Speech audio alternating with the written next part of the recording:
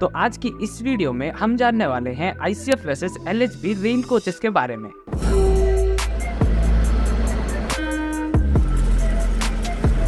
तो पहले जानते हैं ICF के बारे में। ICF का फुल फॉर्म होता है integral coach factory.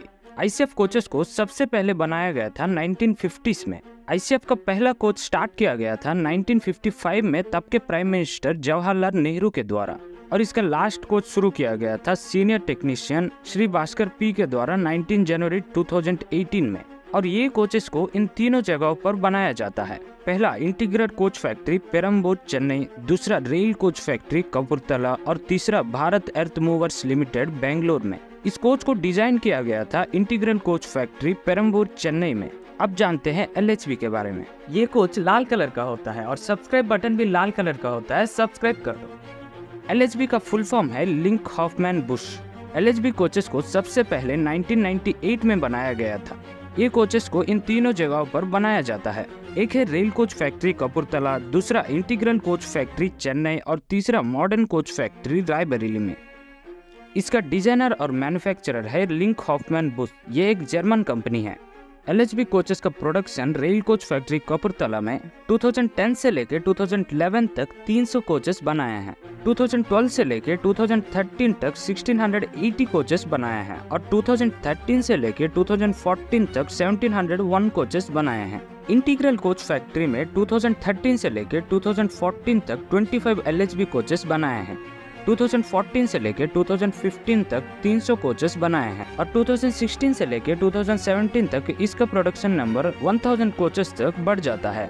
Modern coach factory Raebareli में 2017 से लेकर 2018 तक 711 कोचेस बनाए गए हैं और 2018 से लेकर 2019 तक 1400 कोचेस बनाए हैं।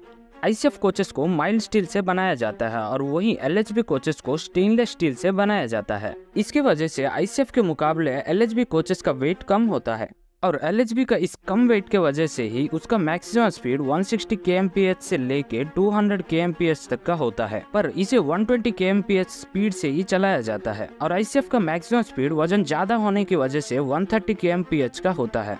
ICF कोच का लेंथ 22.2 मीटर का होता है और LHB कोच का लेंथ 23.5 मीटर का होता है। ICF कोचेस से LHB कोचेस का सस्पेंशन भी अच्छा होता है, इसीलिए LHB कोचेस में ज्यादा हिलना डुलना नहीं होता है। LHB में साइड सस्पेंशन के साथ साथ ये सस्पेंशन भी होता है। इस सस्पेंशन की वजह से ट्रेन आगे पीछे ज्यादा हिलता नहीं है, स्पेशली ब्रेक मारते समय। और LHB का इस बेटर सस्पेंशन की वजह से ये कोच 60 डेसिबल तक का साउंड प्रोड्यूस करता है और ICF कोचेस सस्पेंशन अच्छा ना होने की वजह से 100 डेसिबल तक का साउंड प्रोड्यूस करता है। LHB कोचेस में डिस्क ब्रेक्स लगे होते हैं और ICF कोचेस में एयर ब्रेक्स लगे होते हैं। एयर ब्रेक्स की वजह से यहाँ ब्रेक मारे तो ट्रेन थोड़ा दूर जाके रुकता है और डिस्क ब्रेक्स की वजह से ट्रेन थोड़ा जल्दी रुक जाता है। अब जानते हैं कपलिंग के बारे में। ट्रेन कोचेस को एक के साथ एक जोड़ने को कपलिंग कहते हैं। आप देखे होंगे कि ब्लू वाले कोचेस के साइड में एक ऐसा आयरन रॉड जैसा होता है जिसे हम बचपन में मैग्नेट समझते थे। ये होता है ट्रेन को साइड से सपोर्ट देने के लिए, जिसे बफर्स कहते हैं, और उसके बीच में होता है ये बफर्स एंड चेन कपलिंग। इसकी वजह से कभी ट्रेन एक्सीडेंट हुआ तो ट्रेन कोचेस एक के ऊपर एक चढ़ जाते हैं और वही LHB में टाइट लॉक कपलिंग का इस्तेमाल किया जाता है। ये कुछ इस तरीके का होता है। इसके वजह से ये कोचेस एक के ऊपर एक नहीं चढ़ते हैं। ICF का जनरल कोच का प्राइस 72 लाख का होता है और स्लीपर कोच का प्राइस 80 लाख तक का होता है और AC कोच का प्राइस 1.5 करोड़ तक का होता है। LHB स्लीपर कोच का प्राइस 1.68 करोड़ का और AC कोच का प्राइस 2.3 करोड़ का होता है और एक ट्रेन इंजन का प्राइस 12 to 18 करोड़ तक का होता है। और आखिर में हमारे लिए किस में जाना सेफ होगा? ये तो क्लियर है कि जो मॉडर्न टेक्नोलॉजी के साथ आता है वो पुराने वाले से अच्छा ही होता है।